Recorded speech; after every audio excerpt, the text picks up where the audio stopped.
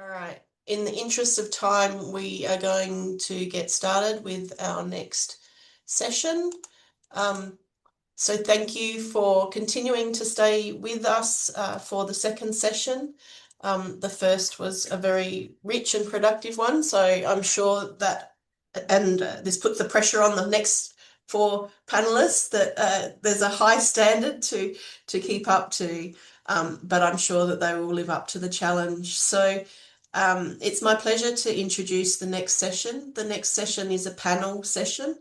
It's entitled Long-Term Care is Mostly Community Care, recognising that many models of care around the world focus on, rightly so, on providing care into the community where people can remain connected, and that is a valuable excuse me, model of care, but requires, I guess, certain perspectives and resourcing and also different approaches. So this panel session, each of our panelists who I'm going to introduce in a minute, one by one, are going to give a very brief, short presentation, and that will be for about 10 minutes maximum each. And then we're going to have a panel discussion, hopefully a discussion between panelists, but also really encouraging you as the participants on this webinar to be involved in those discussions. And please put your questions or thoughts into the chat or put your hand up. And we'll do that after the panelists have each presented, so that you get a small taste of their different areas and communities and their levels of expertise. And then I'll facilitate hopefully a really rich discussion between all of our panelists. So without further ado then, please let me introduce Steve Lewis. He's the founder and CEO of a company here in Australia called Nabu Cares. Nabu AI. It's a patient-first digital health platform that allows patients to stay connected to their care journey. His career is defined by disruption. So he's transitioned from 2 decades in media and entertainment leadership, and I'll let him tell you about that. So it's a very interesting career transition. And he's moved into health tech, which has been driven by a deeply personal calling. So as a father, partner, and relentless advocate for his daughter who's required care, he's gained a first-hand experience around how difficult it can be to navigate the complexities of care in the healthcare system. And so this fuels his mission to ensure that no patient feels isolated. And he now leverages this experience in digital transformation and engaging content strategy to innovate and really challenge us to think differently. He's a respected speaker and international advocate. Please welcome to the virtual stage, Steve. And Steve, I believe you're going to share your slides, so please take it away. Thank you so much, Rebecca, and thank you very much for having me. It's an intimidating group, and I've just come back from presenting with my daughter in Abu Dhabi at the Patient Experience Congress, and I really appreciate all of the international insights that people have been sharing, especially the cultural insights. It's very important. I am not a Zoom adept on sharing slides and being able to see what's going on, so I'm happy to do that for you if you would prefer, Steve. I'm gonna take a punt. Let me see what happens if I do this, and then we can go from there. If I need help, I will absolutely. You are much fancier than us. You've already impressed us with your dual screen usage. Have I? I've got something going on here. Okay, well. Yeah, you've done something special, so we're impressed. Take it away. Many people will say the only thing I am good at is pushing buttons.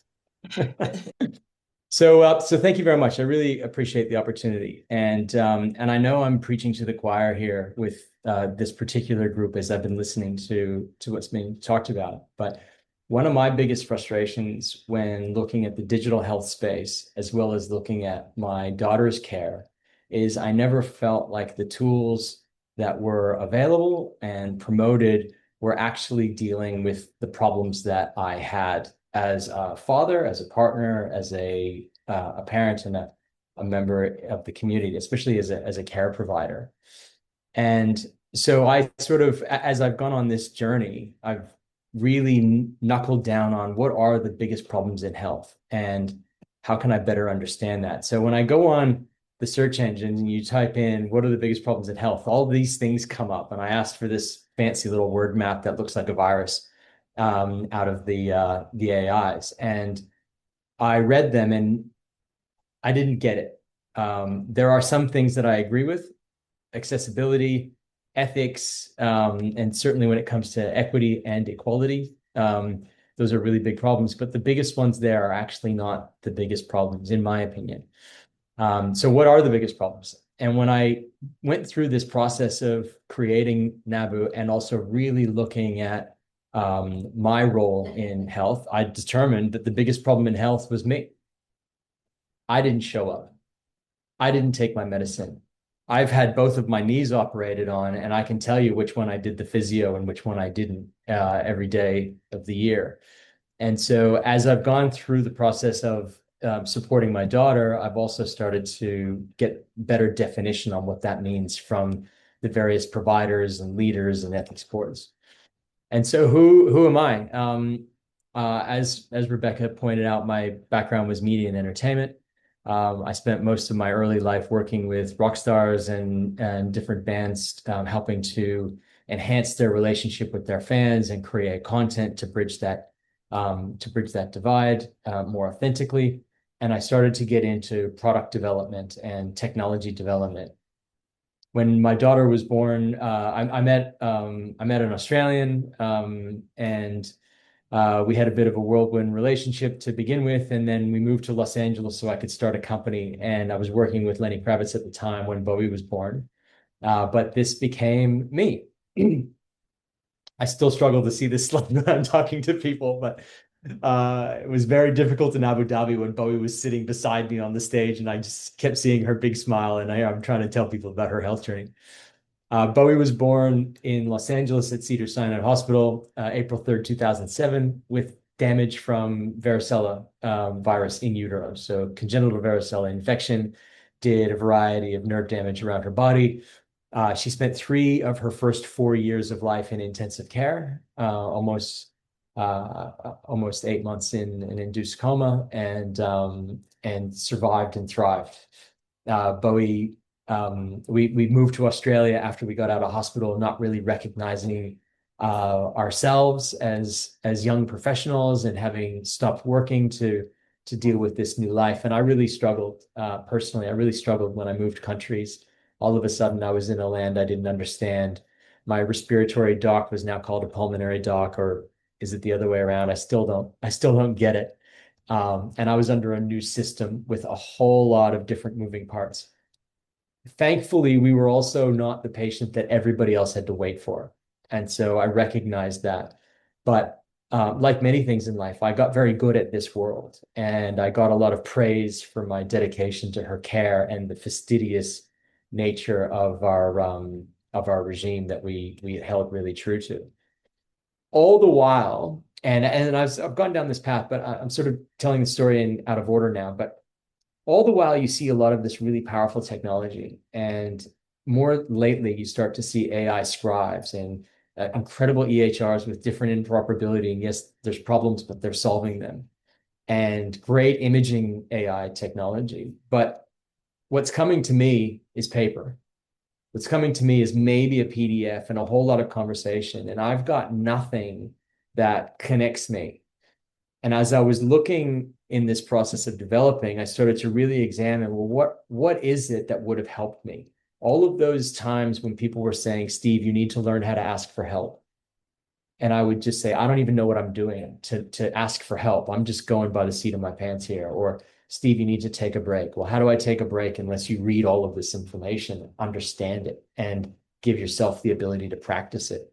And so as a father, I really struggled, but I was also I was also thriving in one world, and people were saying how incredible I was and how strong I was and amazing, but I was crumbling on the other side because I was desperate to be a man and have a job and do all of the things that I did in my career that I loved. And so it became a very difficult uh, contradictions. And when I was coming out of all of that more intense period in developing this product, I started to really understand the biggest problems in health are medication misadventure, non-adherence to the care plan, and failure to attend is such a significant challenge for the system that I started to recognize that when everyone's saying the system is broken, the system is broken, fine, we can debate that and we can talk about it, but why? And I was realizing that it's actually me that was breaking the system. I wasn't showing up. I wasn't doing what I was supposed to do. And was I being a good patient? Now, fast forward in my life, Bowie is now, well, she's now 18, but when she was 16 and almost 17, we were going through a run of surgeries. And she said to me one day, I was arranging a support worker to take her to an appointment. She said, Dad, I want to go to my own appointments. And so I started talking to her about, well, what does it mean to be a good patient? If you want to start to take control of your care journey, how are you going to be the best patient you can be for your support workers, for your support network? All the things that I do before, during, and after an appointment were where we started. And I was talking to her about the notes that we take, who we communicate with, and what we share with our doctors. And I realized that she could understand the process and she could really absolutely take it over, but she would never have enough of the history details to give somebody the absolute information that they needed in order to help her move forward. So I said, I'll create it as an app. And what we did was we built the first version of Nabu just to be a single source of information that we could have the history, we could have her admin, we could record observations. And when she goes to an appointment, it would walk her through that process so that she could share with accuracy and efficiency that information before that practitioner could give her an assessment of what they needed her to do, and then keep her connected to those goals all the way through until she sees them again. We're continually told where to be, when to be, but we're very rarely told, again, why you're going until you show up. And then you talk about all the things that you didn't do before you talk about all the things that you're supposed to do. And that's really slowing down progress and creating these bottlenecks, let alone, and I know more relevant to a lot of the audience here, the redundancy of communication that's really hammering down on our support staff and our nursing staff and our residential care and our community care, because people are just, they're not looking at the paper or going through the files because it's easier to call and it's easier to search Google. And so now with Nabu, I can easily ingest information and it becomes dynamic and searchable and shareable so that I can, in a consultation, share the information that's happening throughout the 6-month period or a year period or whenever. And I can generate a dynamic timeline to say, I want a list of my seizures, my medication dose changes, and my mental health observations, and only bring that up so that in that consultation, I can be better informed. I can be informing my practitioner better so that they can give me a solid assessment. And that started to really change things for what we were doing as a product. Starting to look at being a better person inside of that consultation, then looking at multi-provider care coordination so that all of those notes were being maintained in a single place so that when I go from my endocrinologist to my orthopedic surgeon, they can see, oh, you see an endocrinologist, let me know what they say. You see a dentist, I don't need to know what they say, but I want to know what the endo says, or I also want to know what your physiotherapist is saying so that we can have some continuity of care as we go from appointment to appointment. And of course, as we then connect with our communities, which is where things get really tricky. Actually, before we do that, I'll talk about at home. Being in a separated home and even being in a nuclear family, it was very difficult when one person is continually going to all of the appointments and the other person is continually commenting on those appointments, but not showing up. And what I wanted for my family was a single source of truth so that as the primary person, I didn't have to spend all day in a hospital or all day running around to appointments and then get home and have somebody saying what was said, what was talked about. Why didn't you do this? Did you show them that? But now I've got it all in one place so that I'm staying connected to my care without sitting on a screen. I can have a meaningful dialogue with my partner, and I can have a meaningful dialogue with the family about what's going on without having to continually search. And then it goes into the community. The biggest challenge that I had was I had to process this information for the school. I have to do it for airlines, support workers, and then the various doctors that we've seen around the world who have been helping us. And yet the person responsible for reprocessing that information was the person who didn't have it in a digital form to be able to generate that. And what I was recognizing in 2024 at the time was Gen AI could create the airline form for me with all of my information, send it off to get signed. And it's not AI to create, change, or assume. It's AI to take my information, put it in the various boxes it needs to be in, and get that signature so that it's accurate and it's efficient, not only for me, but also for the airline. And then the school, when it was time for risk plans. 90% of my time with the school was talking about liability and risk, when 90% should have been talking about education and inclusion. But they were so focused on that thing because they saw a tracheostomy tube and a gastrostomy tube, and it turned into a problem. Support workers having accurate handover of information so that it's not wondering, did you tell me this? Did you tell me the right medicine? Too much stuff gets lost because as a primary carer, I was so good at the things that I had to do, but I would miss them when I would communicate. But I was so convinced of myself that I communicated it because I was so used to it that it was a problem, and I was the problem. I couldn't expect that 12 years of experience could be transferred over in a 15-minute, 20-minute, 30-minute conversation just because I did. And I could transfer over the detail, but not what to do in the event of a problem. And that's when things get really pear-shaped. And that's when we have injury and additional issues right across the board, from emotional, relationship breakdown, mental health. And it's the mental health of that primary care and that community care that can be avoided with simple technology, but nobody's developing it outside of the EHRs. And so I wanted something that was also independent of everything so that it was mine to keep me connected with my care plan, my community, my people, with accurate and really good information. And so Nabu is now connected to the MIMS library.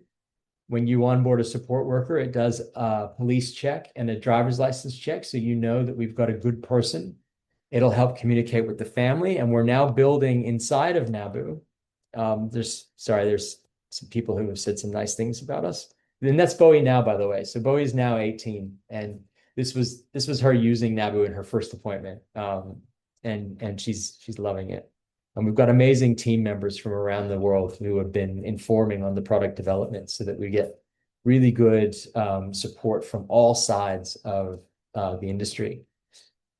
And we're now starting to develop micro apps on the Nabu platform. So we're developing one for CAR-T cancer treatment so that we can have better at-home care with really accurate transfer of information that's managed by the user, by the patient, them agreeing to share their information, not like our Heidi Healths that have actual documented rights over our personal information. And Nabu is owned by the patient, and it does managed consent to then share, but will help you coordinate your CAR-T cancer treatment. Or we're now starting to do that same structure for people dealing with genetic epilepsy and a few others in complex care with different providers. I'm really excited for where this is going and the support that we've received. Just one more minute, I see things on these three planes. We've got the human need that doesn't change. We're all humans. The social need in the system is where we're starting to bring in those insights from around the world. And something that I'm extremely, extremely passionate about is wanting to bring in the cultural sensitivities so people can stop having to explain themselves over and over again for their cultural needs, because that's the beauty of what AI can do. Not generate information for us, but take our information and translate it so that we can have a better relationship with our official intelligence and the things that we need to do in order to get better. I'm blessed. This is all on our website, by the way. I'm blessed to have a really lovely team of clinicians, technologists, and executive leaders in health who have signed up to support our program. I'm grateful to them. I'm definitely standing on the shoulders of giants. And a growing list of partners, and that now includes some operators in the Middle East, in Canada, and the US. And yeah, thank you very much for listening. I really appreciate it. And please feel free to connect, and I'm certainly welcome to share the slides, and would love to share more. Thank you so much for sharing such a personal journey and the drive that has obviously helped you through a very challenging period, but also helped you see a great need that you can, with your skill set, address. So look forward to talking to you more after we've met the rest of the panelists. San has put some information in the chat, which we'll catch up with when we have finished with the panelists. So the next panelist is Dr. Mary Jean Loreche. She is a distinguished pathologist, and she's the former chairperson and CEO of the National Commission for Senior Citizens in the Philippines. So she's championed programs that have modernized and strengthened elderly care, and she's a respected leader and advocate. Hopefully today is going to talk to us about the initiatives that she's advanced, such as the Senior Citizens Community Care Centres and the Expanded Centenarians Act. So, Commissioner Jean, are you here? There we go. Please take the floor. Yes, thank you so much, Rebecca. And yeah, good day to everyone. And I am really truly honored to be given this opportunity to share with you what we have in the Philippines. I am, of course, Dr. Mary Jean Loreche, and it is an honor to be able to contribute our efforts here so that maybe the narrative on long-term care, which clearly aligns to my work previously with the National Commission of Senior Citizens and my personal advocacy for a dignified community-anchored aging. And so we know that the Philippines, traditionally viewed as a young population, is aging faster than anticipated. Adults 60 years and older is projected at 11 million and doubling by 2050. And the life expectancy markedly improved as well, but healthy life expectancy lags, with many older adults living with multiple chronic conditions. 68% of Filipino older persons rely on informal family caregiving. The demographic shift tells us that aging is no longer tomorrow's concern. It is rather today's development agenda. Let's look at, how we will be able to bust all these myths regarding aging. So the first one is that it really is persistent among Asian countries or cultures, including here in the Philippines.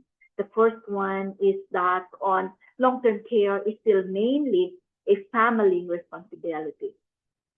We know that the filial piety is treasured, but as families shrink, migrate, and age together, traditional caregiving patterns are breaking down. As a matter of fact, Filipino household size has decreased from 5.1 in 1990 to 4.1 in 2020. There is 1 for every 3 older persons who live alone or with another senior, contradicting assumptions of constant family presence. Caregiver burnout trend is also rising, but overlooked, because primarily we believe that this caregiver burnout should be at the back burner. But do you know that 68% of our caregivers report moderate to severe stress, and 42% experience income loss due to caregiving responsibilities, and female caregivers perform 77% of unpaid care work, amounting to 4.7 hours per day. And so long-term care is not just a private responsibility. It is a public good. Family care remains central, but is no longer sufficient, thus requiring systemic support. Long-term care is not just a private responsibility. It is a public good. So we go to the second myth. Developing countries cannot afford long-term care systems. Research has shown that well-designed community-based care is cost-effective. According to the WHO ICOP pilot project, it shows up that there's 30% reduction in hospital readmissions for older adults receiving community-based monitoring. Second, a comprehensive geriatric assessment reduces functional decline by 16 or 14 to 29%. And so, in terms of economic rationale, for every $1 invested in preventive long-term care, countries can actually save between $1.4 and $2.7 in acute hospital care. The PhilHealth, which is the health financing here in the Philippines, spends around $37.1 billion per year on senior citizen claims, 80% of which for hospital-based acute care. And so, when you look at early long-term care investment, there is clearly a reduction in the costly hospitalization, and it also aligns with fiscal sustainability. So the question now is, can we afford long-term care? Maybe we should redirect the question to, can we afford not to? And so, if we really look at this, what are the key issues and challenges in the Philippines? We know that despite the strong cultural values and growing awareness, the Philippines face persistent challenges. Only 38% of local government units have functional senior citizen centers, and only 4% have programs that include geriatric assessment or home visits. Only 148 geriatricians serve 11 million Filipinos, with a geriatrician or a specialist to senior citizen ratio of 1 for every 74,324 senior citizens. 53% of older adults have unmet healthcare needs, and out-of-pocket health spending among seniors is 57%, which is one of the highest among ASEAN countries. 70% of dementia cases are undiagnosed, and there is no national dementia strategy as yet, and care is heavily reliant among family members. When you talk about financial protection gap, we talk about the PhilHealth long-term care benefit packages being underdeveloped. Existing schemes are illness-based and not care-based. So if we look at all of this, we believe that the Philippines is still in the initial phase of building a national long-term care ecosystem. These gaps are precisely where the narrative of change must begin. Under my care as the chairperson and the chief executive officer of the National Commission of Senior Citizens, we deliberately shifted our paradigm from sporadic services to structured, community-driven long-term care foundation. A model designed to transform the traditional senior citizen center into a holistic local government unit-driven hub that provides the following: early detection of geriatric syndrome, dementia screening and referral pathways, health promotion and chronic disease management, social participation activities, and linkages with various government agencies. Early screening, we were able to assist 2,000 or more seniors in our pilot area with a cost model of 10.5 to 12 million and the projected 20 to 25% reduction in hospitalization. The capacitated head of the Office of Senior Citizens Affairs, healthcare workers, and volunteers on the use of validated geriatric screening tools, dementia care principles, basic caregiver skills, which address the workforce gap while empowering communities. And we see a 92% increase in geriatric screening competence and an 88% confidence in dementia detection. We also partnered with the Philippine Society of Nephrologists because we believe that there has to be an alternative to dialysis for elderly who are 70 years old and above, who would still want quality of life but would not want to undergo dialysis. There is an option we call conservative kidney management. And still, this will give or provide an equal or improved quality of life. And we continue to move forward with the Philippine Society of Nephrologists as they design the conservative kidney management pathways. We initiated dialogue with Congress, PhilHealth, and the local government units to mainstream long-term care as part of the national development strategy. These efforts prove that even resource-limited settings can push meaningful long-term care reforms. And so my personal advocacy post the National Commission of Senior Citizens is to establish a foundation for healthy aging and community care, advancing a national movement for dignified, community-based long-term care. We know for a fact that we would want to ensure continuity beyond political transitions. We want to enable multi-sectoral collaboration and to sustain the long-term care movement as research-grounded, non-partisan, and community-centered.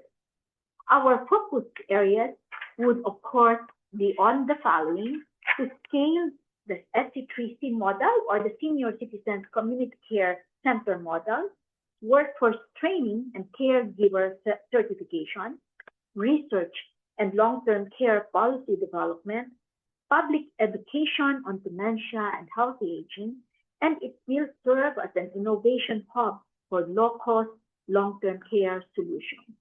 Changing the narrative requires continuous work inside and outside the government. We want to align with the GOLTC's purpose. We believe that we have shared challenges. The Philippines actually mirrors many of these challenges that the society is highlighting. One is ageism and limiting policy ambition, over-reliance on unpaid care under families, weak LTC infrastructure, workforce shortages, and financing constraints. But as the global long-term care emphasizes, the solution is not to accept limitations. It is to learn from one another, adopt evidence-based frameworks, and shift conversation toward empowerment and dignity. Opportunities that we can look into would include adopting ICOP at the scale, benchmarking long-term care financing models with Thailand, Japan, and Chile, standardizing caregiver certification, and integrating digital monitoring tools for aging in place. So when we want to change the narrative, we recognize care work as a formal labor. We also believe that long-term care as a development investment, moving from disability care to meaningful living frameworks, and designing a long-term care system that is specific for low to mid-income countries. And of course, when we talk about data-driven imperatives, long-term care as a development investment, for each 1 peso in preventive care, we save 1.5 to 2 pesos in hospital costs. Recognizing care work as an essential labor, unpaid care work is actually utilizing more than 2.6 trillion, or 15% of the GDP, a shift to meaningful living frameworks, Community support increases quality of life, of course, by 30%. We also want to build long-term care suited for low to middle income countries based on reality, home and community-based models, incremental workforce development, universal healthcare aligned benefit packages, and the integration of social and health services. In order for us to make sure that transformation is real, it will require a new narrative, one that will recognize long-term care not as a burden, but as a pillar of human development, dignity, and fairness. And so as we commemorate the UN International Day of Care and Support, may we collectively move from myth to momentum. Let us build a world where long-term care is not feared, stigmatized, or overlooked, but recognized as an essential pillar of a just, inclusive, and compassionate society. And so I want to thank you for allowing me to share what we have here in the Philippines. And as we move forward from a government to a private sector setting, we look forward to deeper collaboration with GOLTC, ILPN, and all the regional partners. Good afternoon, everyone. Thank you so much, Commissioner Jean. I think that Adelina, who is the chair of the Global Observatory, might be stealing your second to last slide as her new platform. It was fantastic. So thank you very much for sharing that perspective and as you say, making a very strong argument as to why you can't afford to ignore long-term care in low to middle income countries. We'll have a few more discussions in a little bit, but that perfectly segues into our next panelist, Miss Susana Harding. She's the director of the International Longevity Centre for the Tsao Foundation, which is based in Singapore. Excuse me, again, my croaky voice. So she's also an adjunct senior research fellow here, based at Flinders. And she's trained as an economist and then completed her Master's in Public Administration at the National University of Singapore. And she's a practicing social gerontologist. So she is going to share with us Singapore's similar, I guess, approaches to supporting care in the community at scale. Please take it away, Susana. We've got 10 minutes and then we've got one more speaker and then we've got questions and panel discussion. Yeah, good afternoon. Thank you very much, Rebecca, and good to see you, Adelina, and colleagues from all over the world. Happy to be part of this very important initiative, and coming from Mary Jean's sharing, which is coming from in a way, from the government, and I'm very happy to hear that there's a very clear direction towards developing a long-term care strategy for the Philippines, and I'd like to have a separate discussion with her. But what I'll be sharing now is what we have done. So this is from a community, from a foundation, Tsao Foundation, who has developed how a community-based integrated health and social care, to a certain extent, is actually a long-term care model, but we call it more like from the flip side, the longevity hub. So, but if you look at where it is coming from, it's really looking at how to support and work with older person as they continue in their trajectory from a very healthy to end of life. Part of this, in a way, looking at long-term care, and I hope my slides are okay too. Is okay? Yeah, so yeah, we can see them and they're moving, so that's fine. Okay, yeah, okay. So the vision of COMSA, which is what the model is called, was actually implemented for the last 10 years in a community where there's about 50,000 residents and about 22% of them are older people, 65 and above.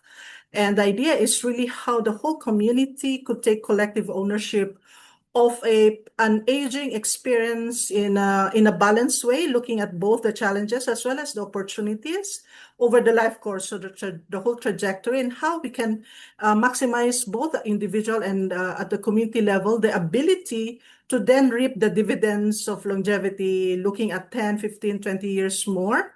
And so that's the vision. And the principles really is, to a certain extent, I'm very much interested to kind of share this with the Philippines, because the principles is really looking at the whole population approach, understanding if you have a population of about 2,000 older persons, if you can identify early on the risks and then be able to then reallocate resources, so that then the long-term care system can then be able to work towards the trajectory, what are those who are really vulnerable right now, and how then to prevent those who are still not requiring so much care to then delay the onset of disability and, of course, the trajectory towards end of life. So looking at the biopsychosocial health and well-being, looking at the seamless integrated health and social care, preventive over the life course. So not just in terms of the primary, but also secondary and tertiary kind of preventive.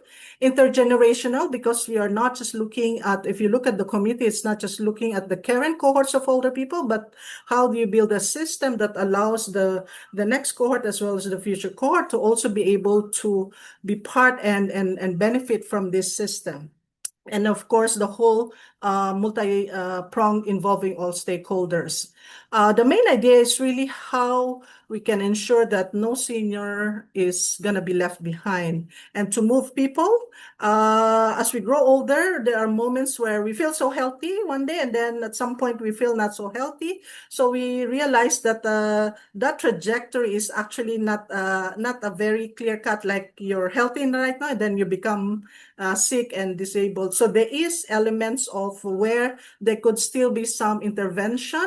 So primary prevention, secondary and tertiary prevention.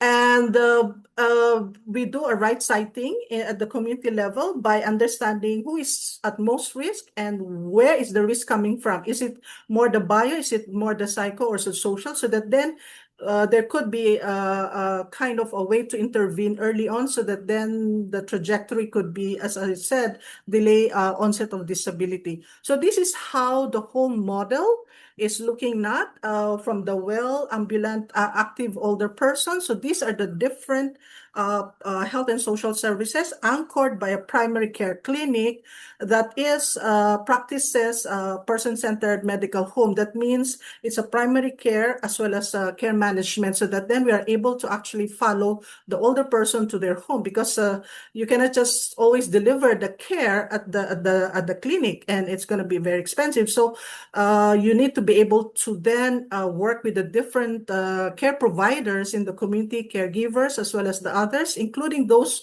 volunteers in the community, so that then this older person is actually really supported. And the big part of that is building on community partnership with the service partners, the different one, the other GPs, primary care physicians, the tertiary, the family caregivers, volunteers, and the grassroots or the local leaders.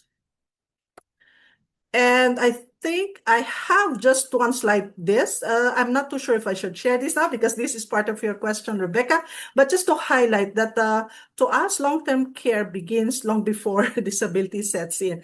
It's really about understanding the risk profile of the community, so that then you could actually understand them better, have relationship. As Steve has said, you don't have to always repeat the story, because if you know the person well enough and they continue to live in the community, then you can actually have a conversation that doesn't start again and again at where the concern is coming from. So I think that to us is very important. The integration between health and social care is essential. Our community is the backbone. This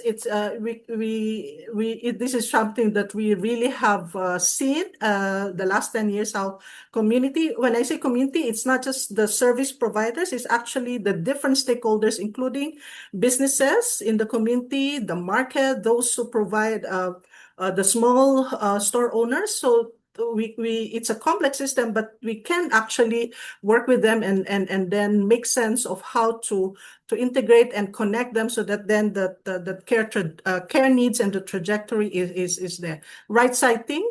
And the COMSA model in Whampoa, the community is called Whampoa, where we have been implementing this for the last 10 years. It became a kind of a living laboratory for us in terms of how a community-based long-term care model could be implemented. And then, of course, we always look at the outcomes, not just in terms of not having readmissions, but certainly quality of life, even in the frailty situation, even in the when they become, the dementia sets in and the trajectory is there. How then do we ensure quality of life is there? And again, I'm sure everybody knows this. It requires a lot of collaboration. So for those collaborators of us in this, I say thank you, and I look forward to perhaps a more regional connection, and of course with Adelina's and the teams global. So I hope we could kind of from the local community base to then to the global. How then do we share these experiences and continue the learning and the exchanges? Thank you very much. Thank you so much, Susana. And absolutely, we're seeing quite a few common themes coming through here in terms of the different presentations. And the last but not least, before we get to the panel discussion, Byambaa, she's an associate professor at the National University of Mongolia. So another special guest to the Asia Pacific region. Excuse me. Enkhtsetseg has been leading analysis, reporting and advising to the government of Mongolia on population development. She works on social protection issues such as poverty and the elderly, and over the last 15 years has been extensively collaborating with the Asian Development Bank as a national consultant in the area of social protection, social welfare, and long-term care services. So we look forward to your presentation. Thank you so much. We've got 10 minutes and then we'll do panel discussion for the short time we've got left. Okay, thank you very much for giving an opportunity to share the experiences of the implementation of the community-based, actually the ADB, Asian Development Bank project, which is a community-based long-term care system and services in Mongolia.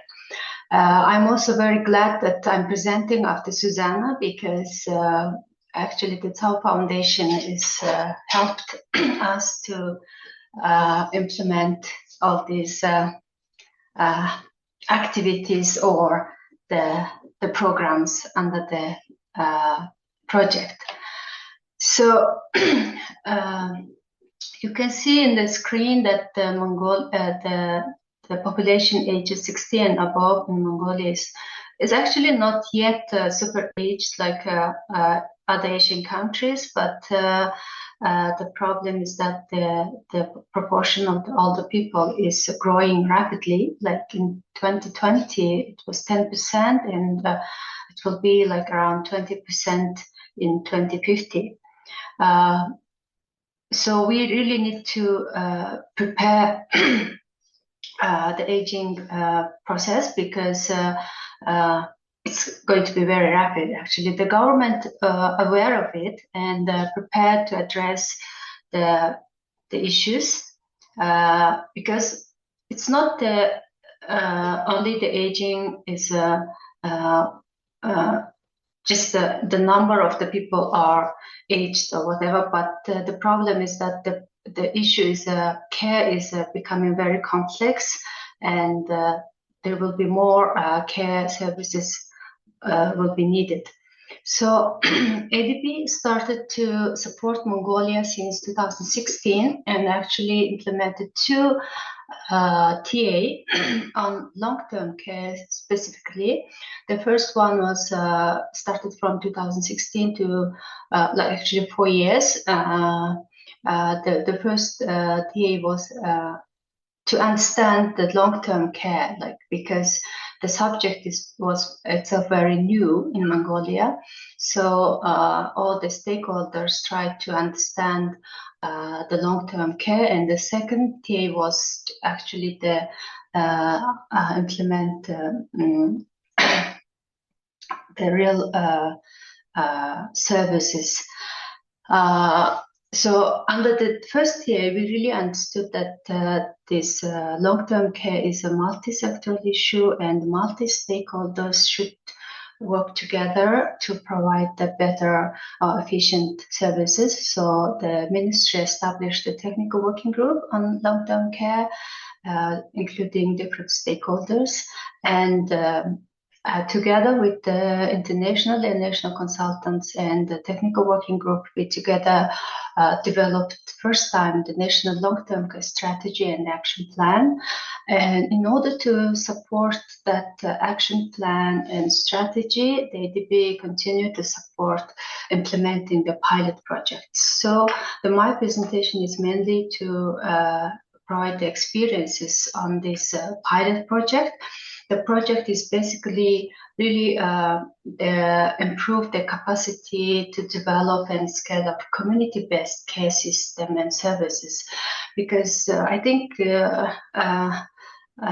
are in advantage learning from the other countries. Actually, we prior to implement the TA, we visited the Tsao Foundation in Singapore, and we started to design what kind of model we could implement. And actually we selected tried to pilot to develop 3 activating hubs with the 3 different service providers with 3 different communities. You can see that the one is in the capital city. It's an NGO. It's a residential care center. The other one is in the AIMAC, we call it province level. It's a center, elderly development center. It's a government organization. And the third one is a Som General Hospital. If you know, the Mongolia is a very vast country, and a lot of herders live in the distance in the remote area. The idea was how to reach those people who live in the rural area, in the remote areas.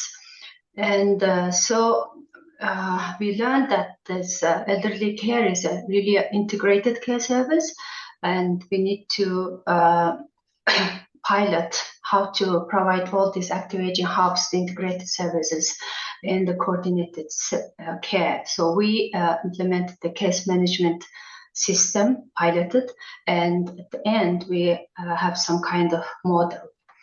So the idea came out from the meeting, from the conference we attended in the Tsao in Singapore by the Tsao Foundation, that the activating hubs will promote active and healthy aging through wide range of services, like including access to basic needs, rehabilitation service, daycare, and social and education activities, and the respite care. And also the main thing is, which I mentioned, that in the sub-province level, we really, even not only the sub-province, also even in the capital city, we really need to also, it was important to brought the information and referral and outreach home care visit services, and we implement case management server. The problem is that the idea was, it's an activating hub, but they cannot provide all these services by themselves. So it will be operated together with different stakeholders, like communities, like public authorities, government, non-governmental organizations, and private providers, and also communities, volunteers in the local, based on the local needs. That was the main idea. So I just would like to share the achievements of the TAs just completed in the last June.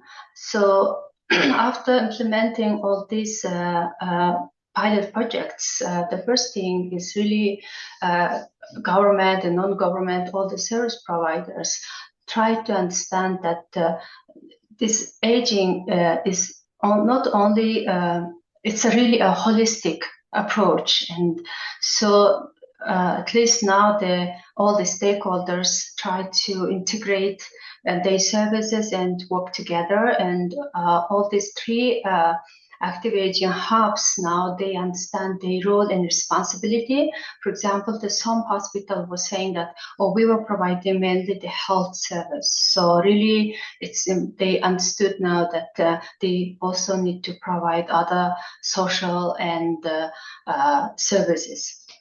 And under the project, we using new tools like active and passive case finding, including involving the volunteers and local people, and risk screening, assessment, and care planning based on the needs. And we also developed the clinical protocols. And multidisciplinary team approach was piloted, and that means that the doctors, social workers, and social welfare specialists and volunteers, they try to work together. And after the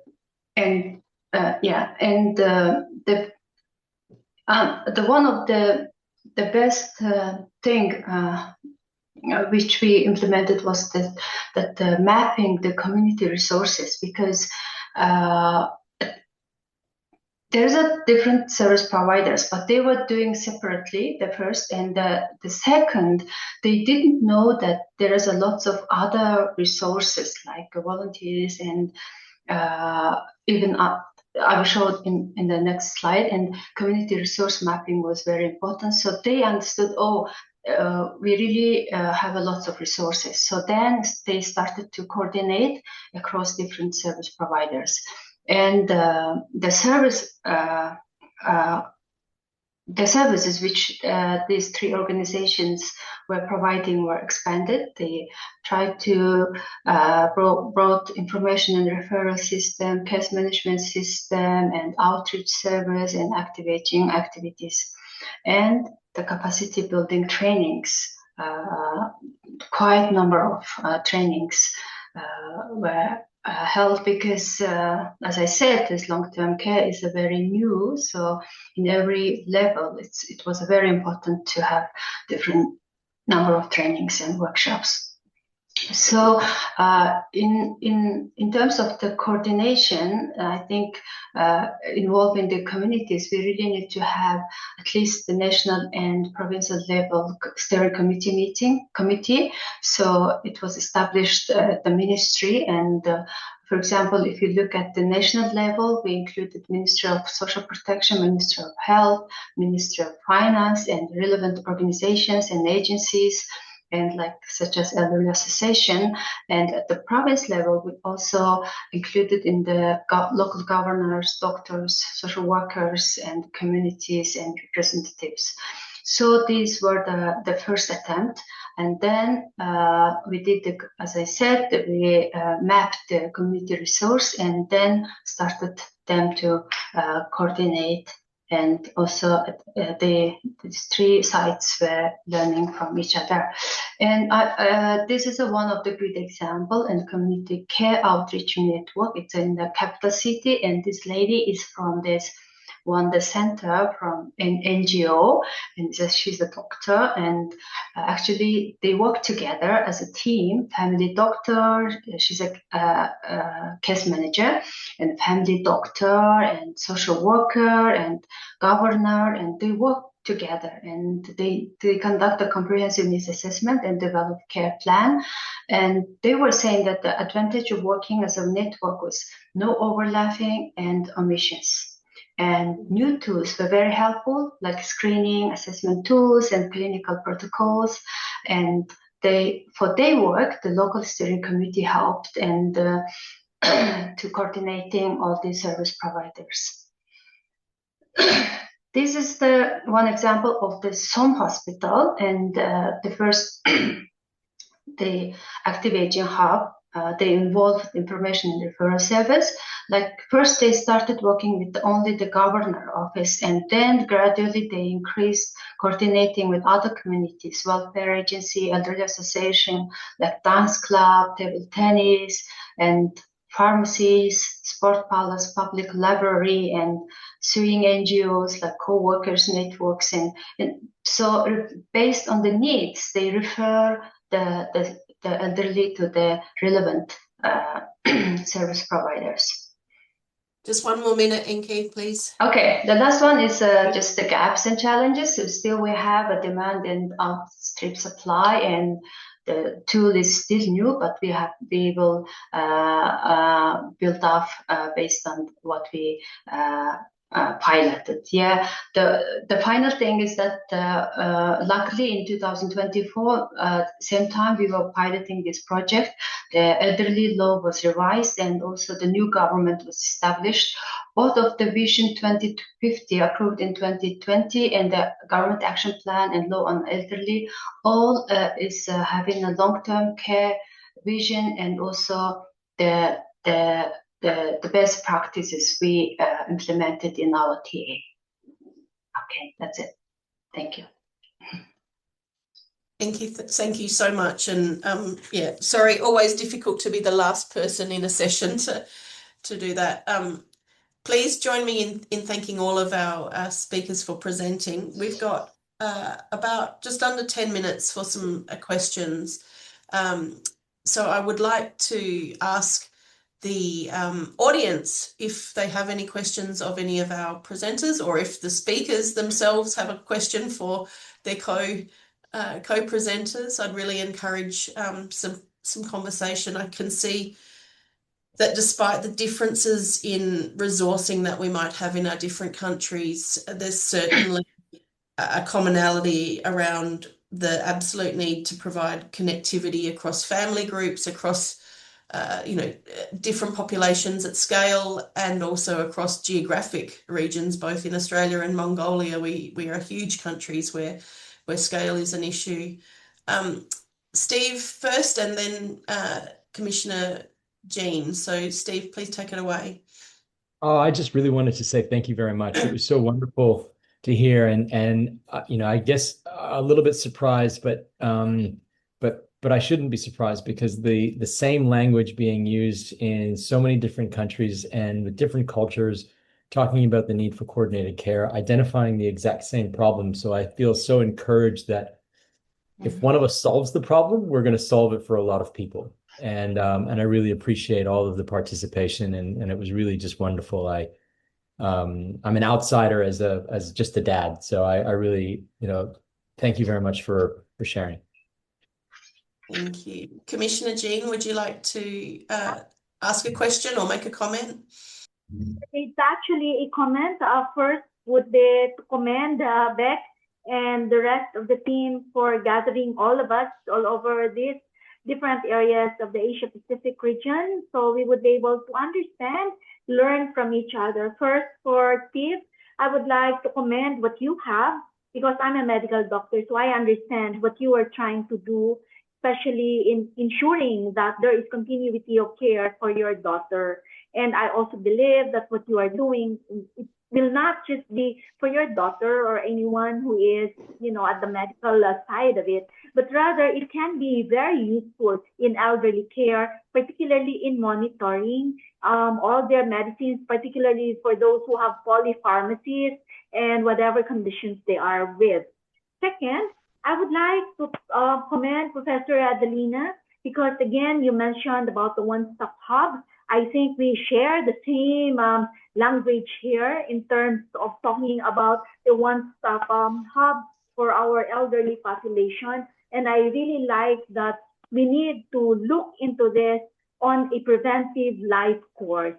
So it's not something that is just, it starts from even from birth or even from before birth. So it has to be a life course study.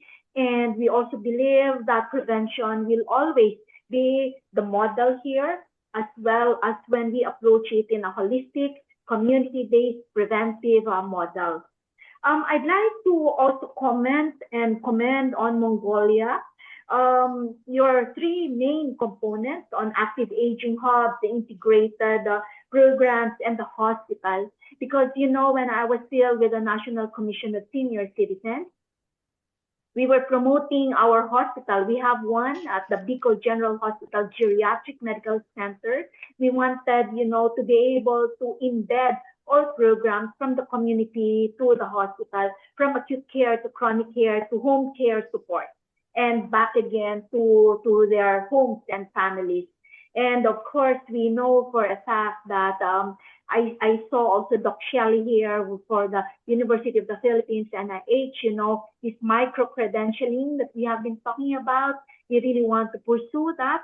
And so, again, thank you so much. And I believe that my being out of the government does not end our journey in our advocacy in the continuity of the programs that we want to embrace here in the Philippines. Thank you. Thanks, Commissioner Jean. Does anyone else have a question or a comment? I certainly took a lot away from the synergies in terms of, as you said, the integrated care and the need to connect families across distance, the need to connect different resources that are in the community so that we don't waste precious resources in communities and really put them to the best use. I'm absolutely gobsmacked by the fact that there are 148 geriatricians in a country the size of the Philippines, so that the scale of care that's required to coordinate that is phenomenal. And so I think that that's probably what I took away from it is that connectivity piece, and Steve's technology is one example of great opportunities there to really integrate families, the person at the center of care, no matter how old they are, and their carers and their support workers. Steve, you've got time for one last question. Please go ahead. Thank you. HR is definitely something that we're looking at and using these tools to keep people connected. If you don't take your med, it can call you and ask you, questions. How are you? Is everything okay?